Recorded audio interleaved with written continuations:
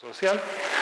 Y desde los cursos del doctorado ya empezamos a colaborar juntos, a trabajar juntos. Y la verdad que llevamos una década, ya es una década, escribiendo, investigando juntos, participando en conferencias. Y hoy nos presenta un trabajo que lleva ya desde su tesis doctoral en el 2012, sobre videojuegos, sobre gamificación en diferentes en diferentes aspectos de nuestra vida, sobre todo en el aspecto educativo, en las plataformas educativas. Y la verdad que por la Escuela de Ciencias Sociales e Innovación es un auténtico privilegio tenerlo aquí. Y también un detalle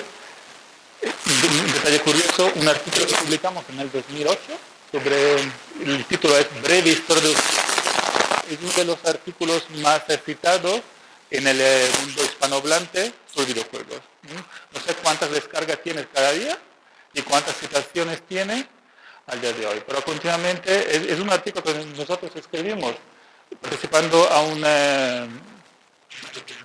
congreso de juventud. Entonces nos pidieron un trabajo sobre videojuegos y fue el primer trabajo en idioma español sobre este tema. Y entonces generamos un impacto en el mundo hispanohablante de este artículo. Bueno, simplemente una pequeña curiosidad. Cuando quieras, Cristian, gracias por estar aquí. Adelante. Muchas gracias. En primer lugar, a Simona y agradecer el esfuerzo que hace la universidad por invitarme y traerme aquí. Hoy llegué ayer, bueno, llegué antes de ayer, ¿no? Pero ya muy de madrugada. Es el segundo día que estoy por acá conviviendo y colaborando en el máximo de actividades que puedo aquí en la universidad, ¿no? Digo, vamos bien, llevo 2 días y ya por lo menos son 4 o 5 actividades diferentes, ¿no? Hoy vamos a hablar de videojuegos. Tú decías que todo el mundo conoce Pokémon. Bueno, cuando yo empecé a hablar de videojuegos, los primeros 15 minutos había que poner en situación al auditorio, porque no eran auditorios como el que estamos hoy, donde los estudiantes conocen perfectamente, sino transgeneracionales, donde había que aclarar qué era cada cosa. Y ese fue uno de los puntos de inicio, ¿no? El reconocimiento social, académico, posteriormente, de los videojuegos como un producto cultural de primer orden y, por tanto, susceptible de ser estudiado desde múltiples dimensiones, ¿no? Hoy vamos a hablar de 2 muy concretas. Obviamente, podríamos hablar de 1000 cosas diferentes sobre los videojuegos. Hoy vamos a hablar de 2 muy concretas, que son la aplicación de los videojuegos en los contextos educativos o los procesos que se han intentado llevar a cabo para introducir esa tecnología en los procesos de formación, más que educativos, de formación, porque son mucho más amplios.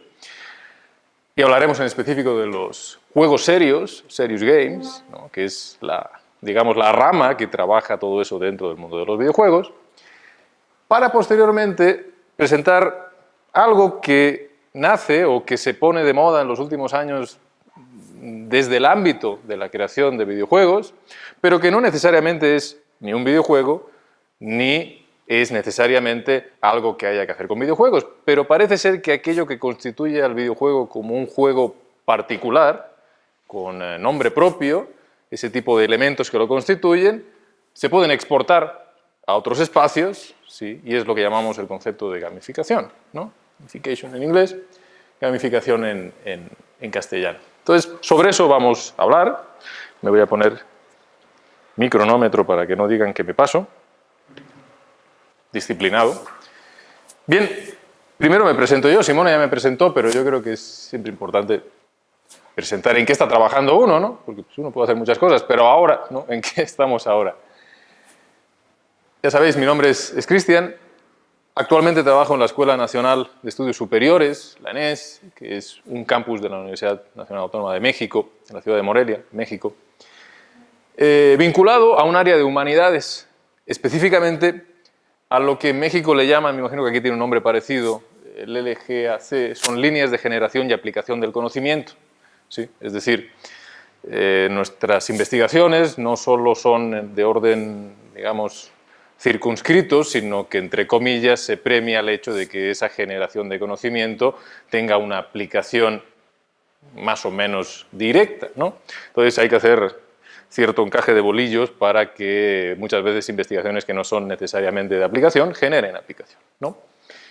Por otro lado, también colaboro en la Universidad Pedagógica Nacional, que forma específicamente maestros de la escuela primaria y secundaria, y ahí trabajamos específicamente sobre innovación educativa y tecnologías de la información y la comunicación aplicadas a la educación, ¿no? Y en esa amalgama de proyectos, pues trabajamos muchas veces en el intento de aplicación de diseños de equipos multidisciplinares. Trabajamos mucho con el Instituto Politécnico Nacional, allá en México, una institución que forma diferentes tipos de ingenieros en el país, con el Instituto Tecnológico de Morelia, mucho más locales, ¿no? Pero formamos equipos multidisciplinares, por ejemplo, para el desarrollo desde el punto de vista del código, ¿no? De la informática, en aplicaciones, ¿no? Con diseñadores. Trabajamos, digamos, en grupos multidisciplinares a nivel local, a nivel nacional y a nivel internacional. Y eso es lo que más o menos hacemos, ¿no? Cosas que hemos hecho, o que estamos haciendo ahora, ¿no? Pues, por ejemplo, estamos trabajando en una aplicación para intentar enseñar ciencias naturales a niveles de educación primaria a través de realidad aumentada.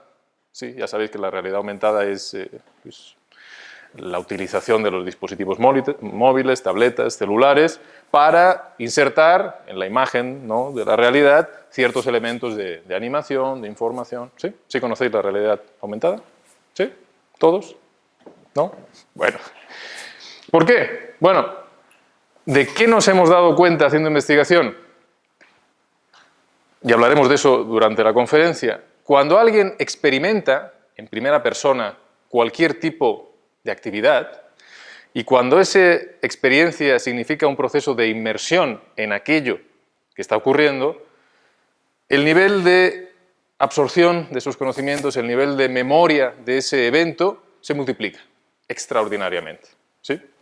Claro, teóricamente sabemos que los niños aprenderían mucho más rápido, por ejemplo, sobre la fauna, si pudiéramos sacarlos aquí al cerro constantemente y poder ver, por ejemplo, una serpiente.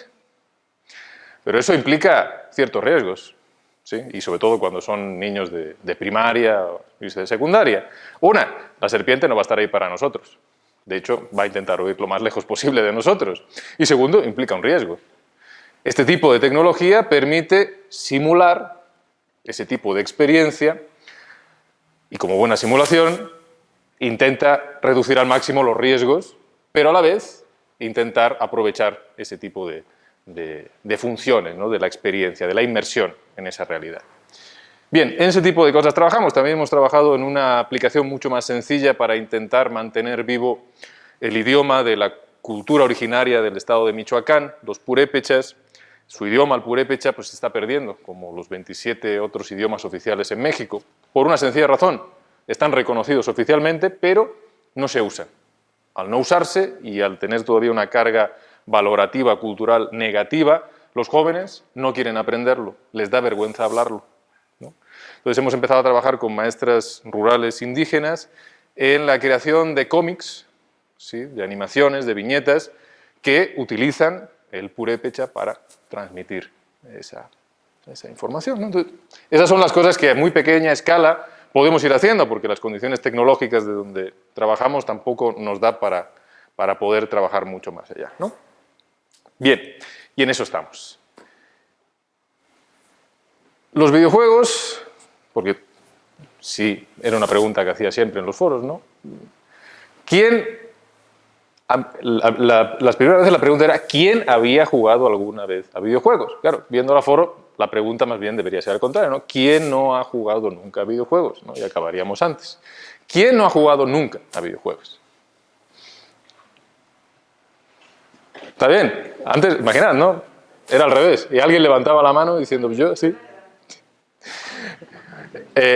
Habitualmente era al revés. Es una cuestión generacional. El videojuego se ha ido desde su aparición en los años 50, desde su aparición técnica en los años 50, hasta su desarrollo comercial a partir de la década de los 70, la década de los 80 y especialmente a nivel ya macro desde mitad de la década de los 90 hasta nuestros días, se ha convertido en uno de los productos de la sociedad de consumo más importantes.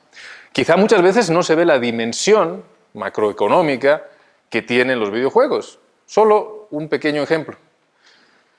Datos, no sé cuáles son los datos actuales, pero la tendencia siempre ha sido la misma en los últimos 10 años. La industria del videojuego, por ejemplo, en España, factura 3 veces más que la industria del cine y la música junta. ¿Sí? Su volumen de negocio, por ejemplo, en el año 2009-2008, era de 14.000 millones de euros, sumando la taquilla del cine, la venta de música física y en streaming y la venta de películas físicas, no llegaba a 1/3 de eso. ¿Sí?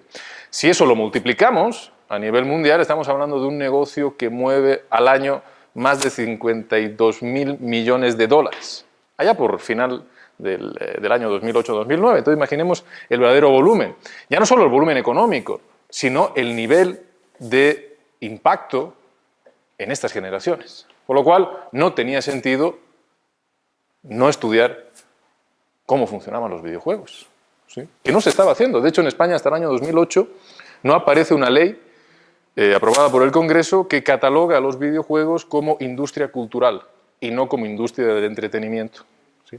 Y ese es un proceso que ocurre en Europa en esos años, ¿no? Hasta ese momento no se empieza a estudiar de forma seria. Y uno de los primeros elementos y de las primeras asociaciones que se hacen es, bueno, ¿qué ocurre? Las chicas, los chicos juegan de forma compulsiva a videojuegos. Pues vamos a utilizarlos, ¿no? Vamos a utilizarlos en contextos educativos, qué mejor, ¿no? No es nada nuevo, los juegos son un elemento básico de la educación. Siempre se han utilizado para enseñar. Por tanto, los videojuegos, que son un tipo determinado de juego, deben de poderse utilizar. Y ese fue, sobre todo a finales de los años 90 y sobre todo la primera década del nuevo milenio, el intento, ¿no? Una gran euforia en los contextos educativos de que los videojuegos iban a poder hacer verdaderos milagros, ¿no? Y que había que introducirlos a la fuerza en la educación. ¿Qué ocurrió? Bueno, de eso quiero hablar, ¿no? Estas eran las imágenes, ¿no?, que nos llegaban, ¿no?, de la utilización de consolas comerciales. Por ejemplo, esta es la consola Wii, que fue la primera que incorporó sensores de movimiento, ¿no?, y rompía esa idea de los videojugadores como personas sedentarias, ¿no?, que estaban enganchadas a un mando sin moverse, ¿no?, y que incorporaba una dimensión fundamental que se conoce dentro de los game studies, dentro de una de las líneas llamada la ludología, como la playformance. Es decir, cuando jugamos a videojuegos no solo es una cuestión mentalista, sino que nos movemos, gritamos, hacemos gestos, hay un esfuerzo físico, ¿no? Entonces, todo aquello que relaciona la actividad de jugar es lo que Gonzalo Frasca le llama la playformance, ¿no? Entonces, como podéis ver en la televisión, ¿sí?, estas son imágenes del año 2001, si no recuerdo mal, pues esa era la imagen que teníamos, ¿no? Los videojuegos iban a entrar de una forma muy lúdica, natural, por ser un elemento de la realidad de esos jóvenes, iban a venir a solucionarnos muchos de los problemas, ¿no? Y las maestras y los maestros encantados. Bueno, la realidad no fue tan así. Nos imaginábamos las aulas llenas de computadoras, ¿no? A algunos les daba vértigo, ¿no?, pensar que en vez de estar mirando al encerado, ¿no?, o a la pizarra, todo el mundo iba a estar inmerso en su computadora, ¿no? Y esas eran las imágenes, ¿no? Así se imaginaban los docentes o los investigadores en tecnologías de cómo iban a ser las aulas y cuando los videojuegos entraran a las aulas. La concepción de juegos serios, obviamente, no nace en los videojuegos, es bastante más antigua, ¿no? De hecho, encontramos este texto del año 70 de Clark Hub, que ya se titula así, Juegos serios. Obviamente, este autor hablaba de juegos de cartas, juegos de mesa, con la intención de ¿qué? Bueno, juegos que tenían, en el fondo, una intención más allá de lo puramente lúdico, ¿sí? Enseñar algo serio mientras nos divertimos, ¿no? Este autor y otros muchos han sido muy discutidos, ¿no? Porque ¿Y en qué juego no se aprende? ¿No? Pero claro, en todos los juegos se aprende, pero no en todos se controla aquello que se hace aprender al que juega. Y ahí estaba, digamos, el kit de la cuestión. ¿Podemos controlar eso que queremos que los otros aprendan a través del juego? Hub lo hacía a través de esos juegos, sobre todo de cartas y juegos de mesa. En el año 2005, Aixida recupera esa noción y la intenta aplicar al mundo de los videojuegos. Y ve un inmenso campo de aplicación más allá de lo puramente educativo, es decir, en la formación, en el sentido amplio, desde las escuelas a las empresas y a otras muchas aplicaciones, ¿no? Es decir, cómo se pueden utilizar videojuegos, por ejemplo, para el ámbito de la salud. ¿Sí? Ahora veremos algunos ejemplos, ¿no? Y aparecen ciertas tipologías que nos hablan de esos juegos serios, porque una vez creada la tipología, aparecen subtipologías de diferentes tipos de juegos, ¿no? Es una tipología más o menos utilizada. El problema de todas estas tipologías, en un medio que cambia, la velocidad que cambia, es que tienen fecha de caducidad. Es decir, seguramente en 2 o 3 años ya no tenga sentido hablar de esto, ¿sí? Pero hoy en día aún más o menos lo seguimos manejando.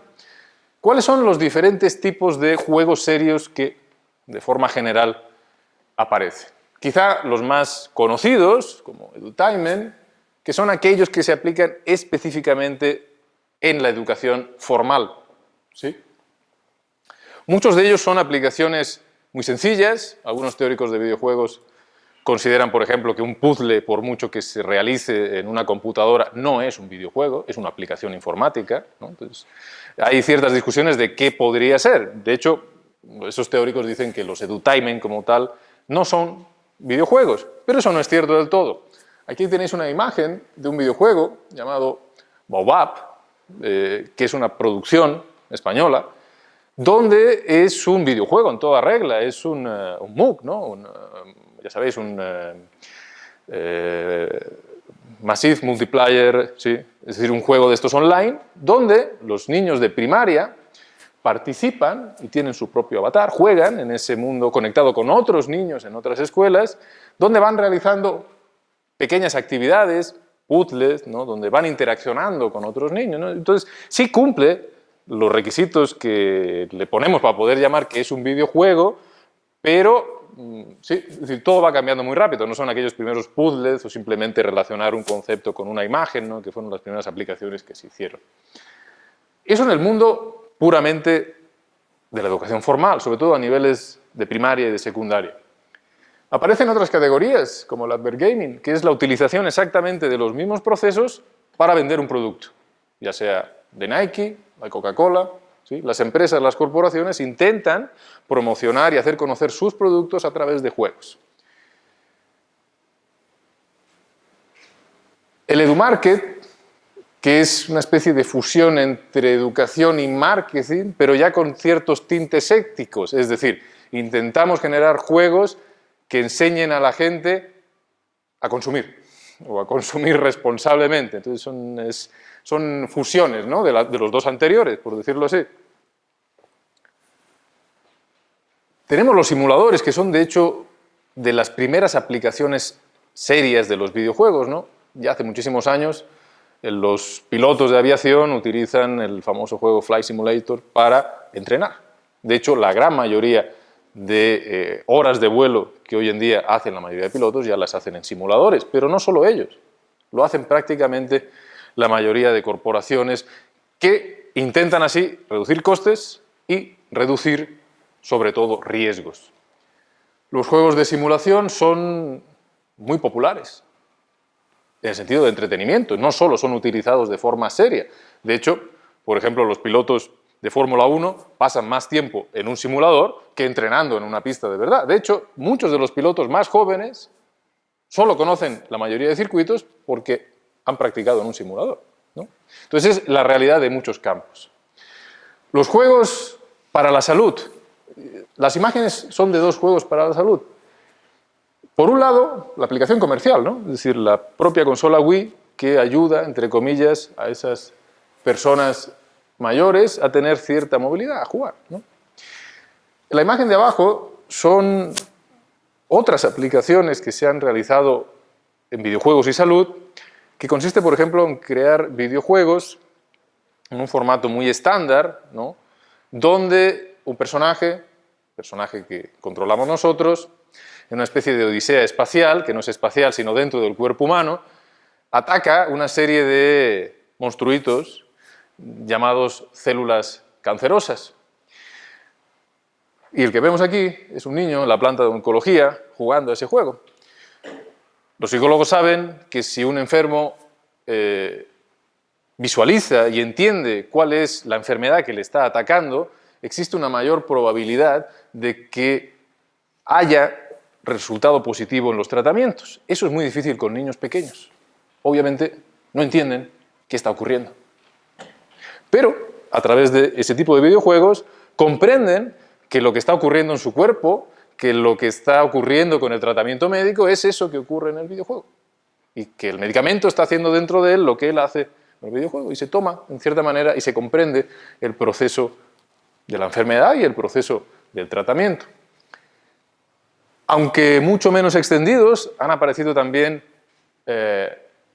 los art games o videojuegos que tienen exclusivamente una función estética o artística. Incluso han aparecido en consolas comerciales, como son, sobre todo Nintendo es la que más le ha apostado a todo eso, ¿no? Entonces, aunque son más pequeños, pero también han aparecido. Los menos populares, sobre todo para los pedagogos, son los que se conocen como Militainment, es decir, los videojuegos pensados y creados para el entrenamiento militar, que son extremadamente populares, imagino, entre todos vosotros, ¿sí? Esos videojuegos se utilizan de nuevo como una simulación, es decir, los soldados entrenan las maniobras de ataque y reconocimiento previo de las zonas en las cuales tienen que intervenir en los videojuegos. De hecho, varias de las desarrolladoras de videojuegos trabajan para el ejército de Estados Unidos y les generan, ¿no? Hay otro tipo de juegos serios, como los New Games, así se les llama, que son una especie de dimensión de denuncia, ¿no? De hecho, os traigo un ejemplo. La imagen que veis aquí es un pequeño videojuego. De hecho, no es un videojuego. El mismo autor, Gonzalo Frasca, dice que no es un videojuego, que es una aplicación informática, llamada September 12. Es una pequeña aplicación que generó Gonzalo Frasca para, utilizando las herramientas de los videojuegos, hacer denuncia de una situación. Vamos a ver por qué.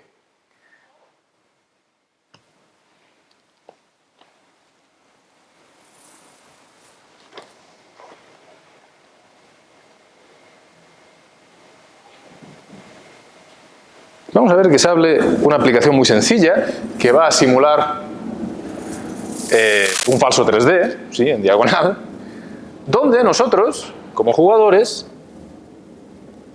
¿sí?, aquí Gonzalo dice esto no es un juego, ¿sí?, vamos a encontrar un plano de una ciudad, representa Bagdad. Esta aplicación se generó después de la segunda invasión de Estados Unidos sobre Irak y era una forma de denuncia de las lógicas sin sentido de las propias guerras, ¿no? Veremos por qué.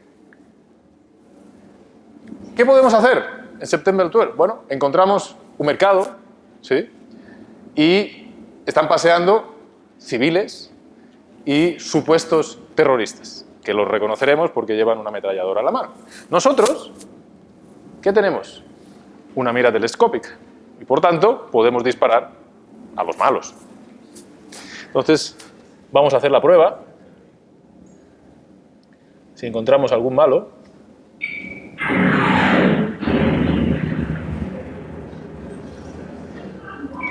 fijaros lo que ocurre cada vez que yo disparo,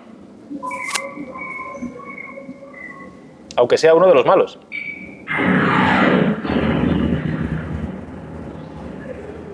Independientemente a quien yo mate, las personas que se lamentan se convierten en terroristas. No hay forma de ganar el juego.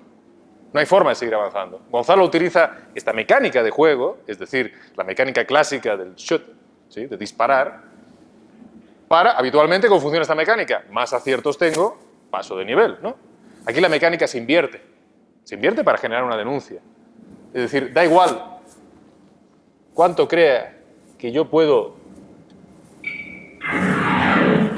aunque mate a los terroristas, genero más terroristas.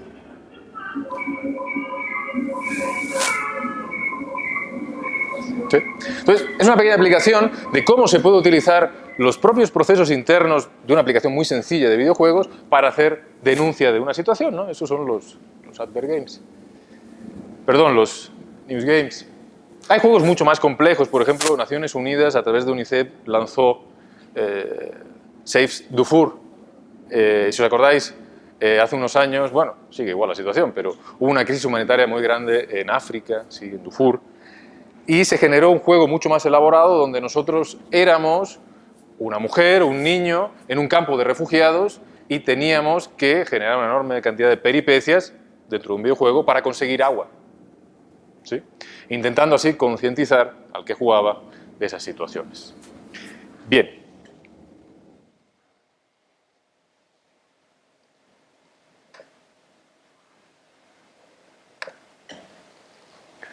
También se utilizan estos videojuegos para algo que es muy tedioso y muy odioso y que genera un terrible dolor de cabeza a los departamentos de recursos humanos de las empresas: la formación de sus trabajadores.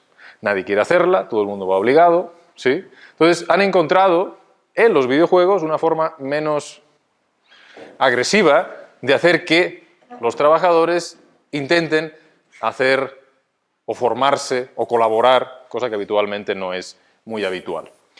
Digo, esta clasificación puede estar ya perfectamente obsoleta, ¿sí?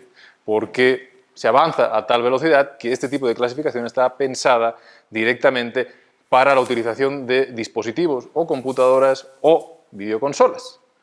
Hoy en día ya no es tan necesario. Todo el mundo lleva una videoconsola en el bolsillo, ¿sí? Cualquier aparato móvil, o sea una tableta o un celular, sirve como dispositivo. De hecho, pues la mayoría de la gente ahí es donde juega, ¿no? ¿Cuáles son las posibilidades que hemos podido abstraer de todas estas experiencias? ¿Cuáles son los puntos fuertes y cuáles son los puntos débiles? El primero y fundamental es que los niños acceden a la tecnología por primera vez a través de videojuegos, habitualmente. Lo primero, la primera interfaz con la que interaccionan los niños es la de los videojuegos, con lo cual se adquieren competencias digitales que pueden ser y serán utilizadas en el futuro. El aprendizaje inmersivo, el hecho, esa cosa que tanto pánico le da a algunos psicólogos y a algunas familias, ¿no? Que cuando alguien está jugando a videojuegos se desconecta del mundo, ¿sí? ¿Os ha pasado alguna vez? Estáis tan inmersos que, aunque os hablen, es como si no hubiese nadie. Obviamente, para jugar a videojuegos hay que estar tremendamente concentrado, si no, uno pierde, ¿sí? Pero esa inmersión utilizada significa que estamos incorporando y generando cierto tipo de conocimiento que va a quedar en nosotros desde el punto de vista cognitivo. La colaboración. Es muy difícil jugar a videojuegos, sobre todo los que jugáis en red, sin que los demás colaboren. Y si no colaboran, es decir, el videojuego es un lugar ideal para generar la colaboración entre diferentes personas. La toma de decisiones bajo presión. Sabéis perfectamente que cuando uno juega a videojuegos no te espera nadie, ¿no? Y si dudas, adiós. Entonces, es una simulación. Aprendemos a generar estrategias para superar retos bajo presión. La presión es tener que volver a empezar, ¿sí? La asunción calculada de riesgos, que, aunque, y de nuevo porque es una simulación, se puede tomar dentro de un videojuego, dentro de una simulación, ¿sí? Pensamiento lateral y estratégico, y nos permite hacer simulaciones de la vida real. Eso es lo que aportan, creo yo, aporta más cosas, pero estas son las principales aportaciones que deberían de ser aprovechadas en el ámbito educativo. ¿Cuáles son las cosas que se nos presentan después de esta primera generación de intento de introducir los videojuegos en el ámbito educativo? Bueno, ¿y cómo transmitimos los contenidos curriculares a un videojuego? Porque esa es una limitación. Estamos en la clase de historia, o la de matemáticas, o la que queráis, ¿no? Bueno, y yo como profesor de matemáticas, de historia, ¿cómo utilizo videojuegos, no? Las primeras experiencias intentaron introducir, por ejemplo, personajes históricos a través de juegos como Age of Empires, en su tiempo, ¿no? Pero Es muy difícil que cada hora, pensando cómo tenemos las mallas curriculares habitualmente, donde se subdivide, ¿no?, cada conocimiento en un tiempo determinado, parece no abonarse al hecho de poder transmitir directamente esos conocimientos a un videojuego. No se presenta en contextos de inmersión apropiados. Es decir, imaginad, 10 de la mañana, toca la clase de historia, ahora hay que ponerse a jugar. El juego tiene que ser voluntario. Si no es voluntario, no es juego. Entonces, que te obliguen a jugar a algo no es garantía entonces de que eso vaya a funcionar. Otro límite, nosotros, como docentes. Es decir, el profesor, sobre todo a niveles de primaria y secundaria, le tiene pánico a los videojuegos. ¿Por qué? ¿Cuál es el mayor miedo que puede tener un profesor? Pues que ustedes sepan más que él. Una pesadilla que recorre cualquier profesor, ¿no? Es decir, imaginad que los alumnos nos digan que no, que estamos equivocados, ¿no?, o que no sabemos resolver la tarea. Eso pasa con los videojuegos. Los alumnos saben mucho más que los profesores. Claro, si lo enfocamos como una competición, pero no es una competición. Los profesores no han entendido que ellos no están ahí para ser los mejores jugadores de videojuegos, sino para ser catalizadores y acompañadores de eso. ¿Sí? Entonces, los profesores son un freno. Muchas veces no se utilizan porque les da miedo. Lo desconocen directamente o no quieren utilizarlo. Y sobre todo, no hemos sido capaces de introducir elementos lúdicos en esos juegos serios. Es decir, son aburridos. Y si son aburridos, no funcionan. ¿Sí? Y ese es el verdadero problema que hemos tenido, ¿no? Es decir, bueno, hemos conseguido transmitir los conocimientos curriculares, pero a la hora de jugar, pues es aburrido. ¿Sí? Entonces, si es aburrido, podemos asegurar al 100% que no va a funcionar y que todas esas propiedades positivas de las que hablábamos aquí desaparecen. ¿Sí? Esta es la tablita de lo que se hablaba, ¿no? Es una síntesis de diferentes investigaciones, ¿no? De cuánto somos capaces de recordar, por ejemplo, una información si la hemos leído, si la hemos visto, ¿sí?, en una proyección o en un vídeo. Y por tanto es del orden de la pasividad o de la actividad, ¿no? Como podéis ver, toda simulación, ¿no?, de una experiencia real aumenta de una forma extraordinaria la capacidad que tenemos de recordar esos eventos, ¿no?, y de incorporarlos de una forma significativa. Bien, voy bien de tiempo porque la idea es que podamos interaccionar después. Esto es, muy rápido y muy sucintamente, un repaso por esa década larga ya, de intento de utilización y por tanto de diseño y construcción de videojuegos y aplicaciones informáticas para la educación. Ha tenido éxitos y ha tenido fracasos. ¿Sí? En su momento hubo una enorme euforia de que eso iba a solucionar una enorme cantidad de problemas y se introdujo de una forma totalmente acrítica, como si poniendo un videojuego en una aula el resto iba a salir solo, ¿no? Y ni siquiera habíamos comprendido cuáles eran las formas en las cuales un videojuego hacía que la gente se interesara, por qué era divertido o por qué no. ¿Sí? Entonces, la falta de reflexión teórica y, por tanto, un profundo conocimiento del medio hizo que esa euforia desapareciera y hoy estamos en una parte, digamos, de enfriamiento, ¿no? Por un lado se reconoce que sí puede ayudar, pero por otro lado se reconocen las enormes dificultades de poderlo introducir y muchas veces, ¿sí?, queda en stand-by. Obviamente hay otras limitaciones de las cuales no hemos hablado y son las puramente tecnológicas, económicas y de acceso a la tecnología que hay sobre todo en muchos países de Latinoamérica y del tercer mundo. Nosotros tenemos verdaderos problemas y se nos hace a veces contradictorio estar hablando de innovación y aplicación del conocimiento en la educación cuando en el 80% del territorio de Michoacán no llega ni Internet. No tenemos luz en la mitad de las escuelas. ¿Qué aplicación? Vamos a ver. ¿Sí? De hecho, los celulares nos están ayudando mucho porque, según y cómo no llega prácticamente nada, obviamente no hay computadoras, las familias no tienen capacidad ni las escuelas de ofrecerles computadoras ni tabletas, pero casi todo el mundo, no sabemos cómo ni por qué, tiene celular. Entonces, bueno, tenemos que trabajar dadas las circunstancias de nuestro territorio. Entonces, trabajar a través de esa realidad, no la que nos gustaría, sino la que tenemos. ¿Qué era lo importante entonces? Uno de los elementos más importantes, que fuese divertido, ¿sí? De hecho, dentro de los Game Studies también es un campo de estudio, de conocimiento muy nuevo y apenas se está formando. Y están formándose las propias líneas interiores de discusión de la propia disciplina.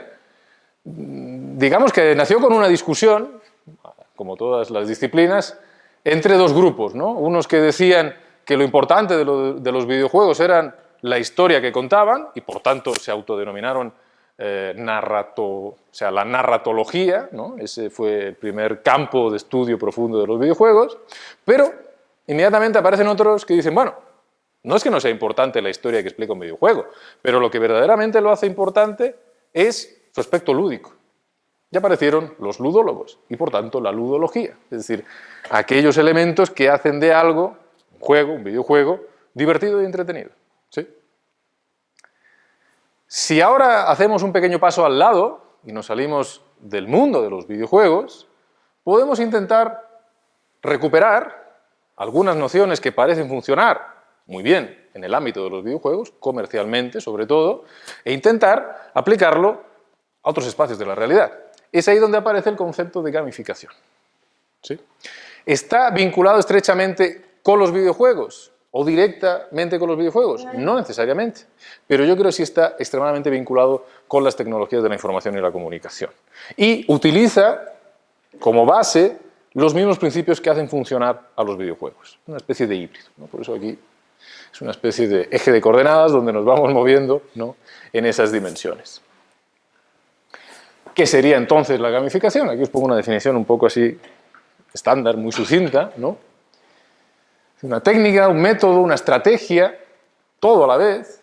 Dice que parte de los conocimientos de los elementos que hacen atractivos a los juegos e identifica dentro de una actividad, tarea o mensaje determinado, en un entorno de no juego, aquellos aspectos susceptibles de ser convertidos en juego o dinámicas lúdicas. ¿Qué hace la gamificación? Darse cuenta de algo que ya hace muchas décadas autores, sobre todo antropólogos, como Huizinga o Roger Caillois, se dieron cuenta. Prácticamente la propia constitución de la sociedad, de cualquier sociedad, está estrechamente vinculada con los juegos. Los juegos, de hecho, dice Caillois, son lo que nos hacen ser lo que somos. Entonces, se descubre algo que ya sabíamos, que nos encanta jugar. La diversión y el juego nos encanta. No podemos evitarlo, ¿no? De hecho, cuando algo nos divierte, parece ser que estamos mucho más dispuestos a hacerlo que cuando no nos divierte, ¿verdad? Bajo esa idea, y bueno, ¿qué cantidad de actividades en la vida normal, cotidiana, realizamos de forma continuada, aburrida, o por obligación, o porque nos penalizan si no lo hacemos, que se podrían transformar de forma lúdica? Y ahí es donde, en los últimos años, muy pocos, se está trabajando mucho en cómo gamificar parte de nuestras realidades. No solo como una cuestión lúdica, en el sentido de que la gente le sea más placentero, sino que al ser más placentero conseguimos ciertos resultados. Os voy a enseñar algunos ejemplos. Seguro os acordáis, bueno, vosotros no, sois muy jóvenes, otros nos acordaremos que hace muchos años, cuando Tom Hanks era joven, imaginad, prácticamente un siglo, realizó una película llamada Big, si no recuerdo mal, donde de repente se convertía en un niño. Bueno, seguía siendo Tom Hanks, pero con la personalidad, la mentalidad de un niño. Bien, hay una famosa escena donde él entra en una juguetería. No sé si la recordáis. Vamos a verla.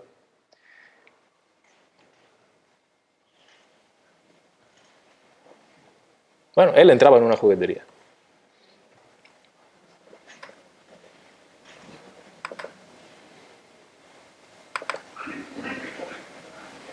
You get one robot and they don't come in the vehicle. Plus you can't get them in the water.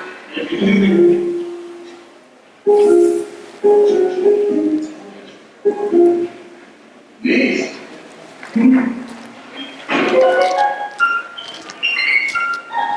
Just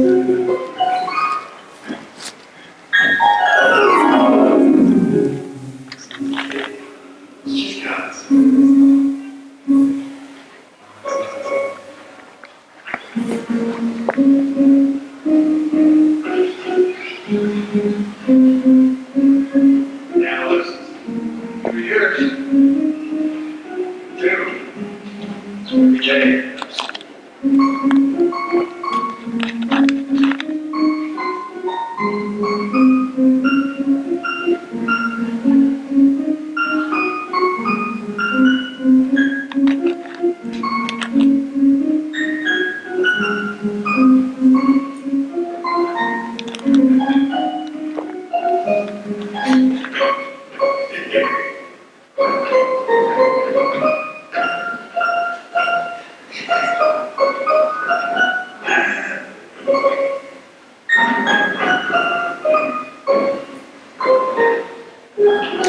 esto es una juguetería.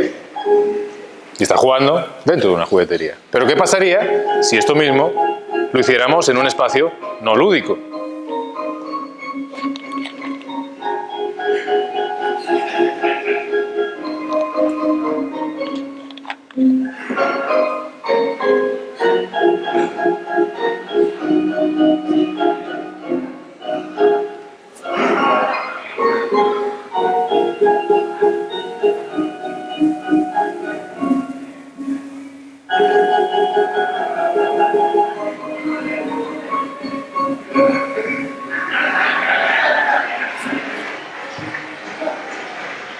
Pues exactamente fue a lo que se les ocurrió a unos investigadores en Estocolmo. Y vamos a ver lo que hicieron.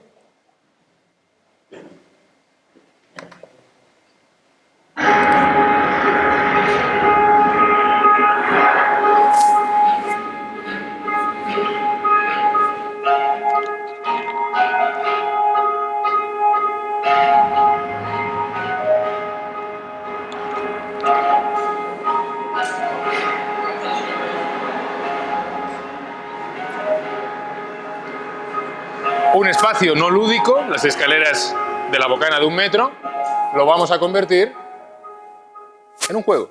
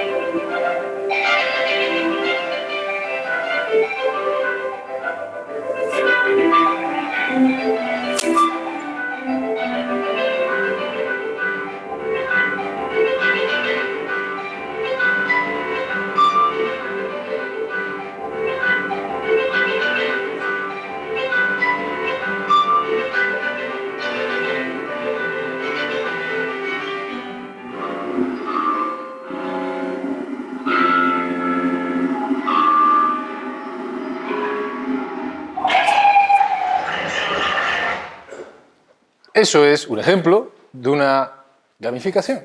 Hemos agarrado la bocana de 1 metro, hemos puesto un teclado, ¿sí?, un piano, y hemos dejado que la gente juegue.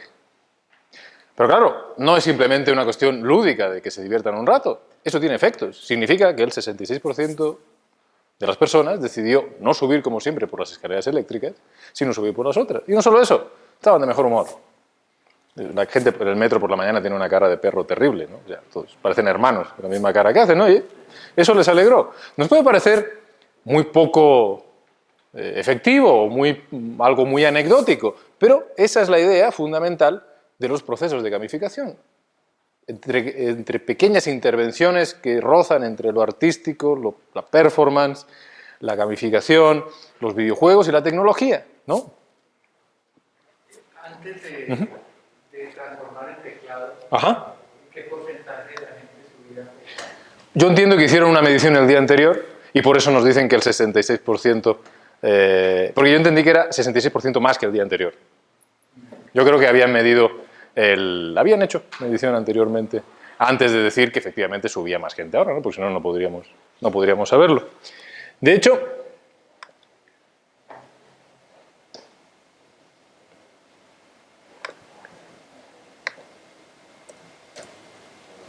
se puede aplicar prácticamente a cualquier pequeña e insignificante tarea con efectos verdaderamente sorprendentes. Por ejemplo, la recogida de basura en un parque. ¿Sí? Déjame ver si funciona el vídeo, si no lo vuelvo a buscar. No, no funciona.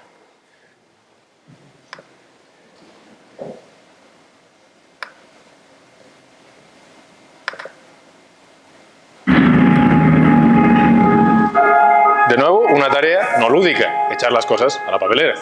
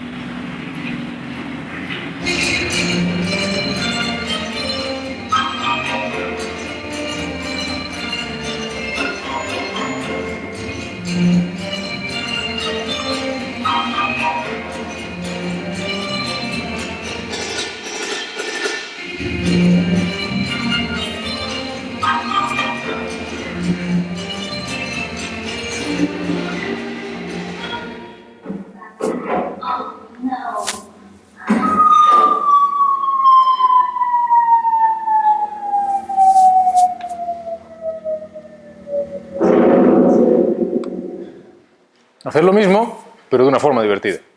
¿Sí? ¿Lo habéis visto? Yo digo que no está estrechamente o no es la aplicación de videojuegos a la realidad, lo cual no significa que no se pueda.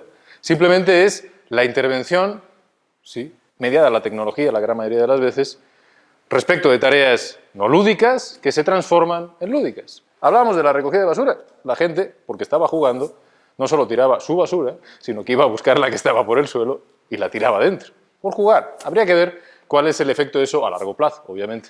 Una pregunta Sí. ese mantener el puesto del 66%, imagino que será al día siguiente cuando montaron el teclado. Pero está claro que cuando eso deja de ser novedad, bajará. Esa es una de las limitaciones, efectivamente. Habría que ver cómo fuera de esa performance de ese momento, cuál sería a largo plazo, ¿no? A medio y a largo plazo, la gente seguiría tirando, se aburriría, porque ese es el riesgo. Es divertido porque muchas veces es nuevo.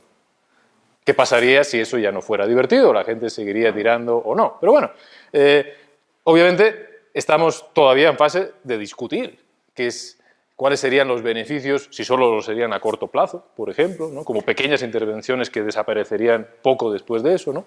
Os enseño otro problema, la velocidad de los carros dentro de las ciudades. ¿Cómo reducir la velocidad? Campañas de publicidad, multas. Bueno, se les ocurrió hacer esta pequeña intervención.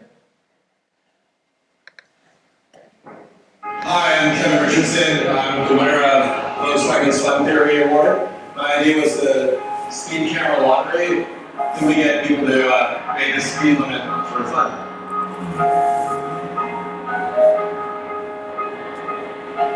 I really believe that fun can change human behavior for the better. And I was really thrilled to see that my idea, which started as a scribble submitted into this competition, might even become reality.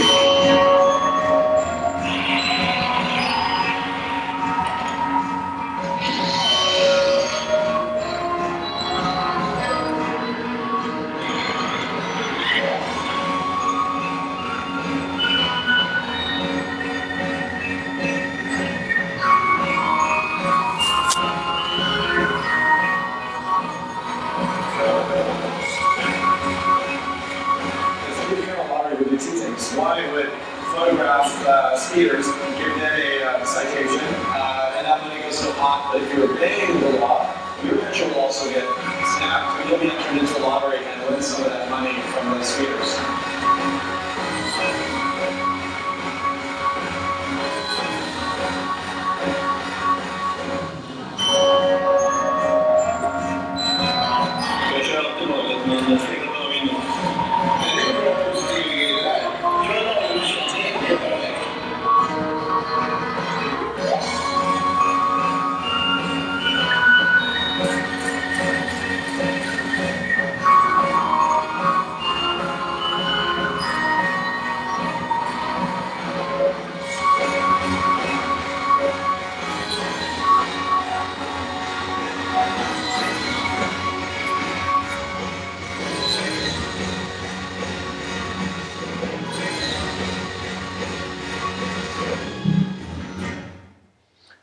De nuevo, sí está a medio el día anterior, ¿no? Y había habido una reducción significativa, ¿no? Dentro de los límites aceptados. De nuevo nos viene la pregunta, ¿no? Y seguirá así por mucho tiempo, ¿no? Pero esta es la idea del concepto de gamificación, ¿sí? Cómo hacer lúdico, cómo hacer divertido a través de aquello que parece funcionar en los juegos, ¿sí?